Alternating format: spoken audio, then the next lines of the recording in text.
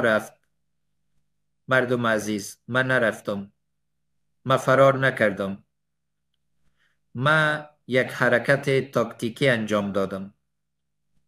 من دیدم که اگر بمانم خونریزی میشه و من به عنوان یک رهبر دلسوز و یک انسان فوق العاده باهوش نتانستم این فاجعه را تحمل کنم.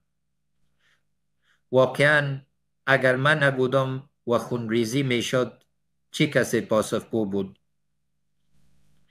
گاهی اوقات مردم از خودخواهی من میگن واقعا بی‌انصافی است. به خاطر شما از تمام دارایی‌ام گذشتم. از او همه کاخ و خدم و حشم، نه ببخشین، از او همه کتاب و اسناد تاریخی.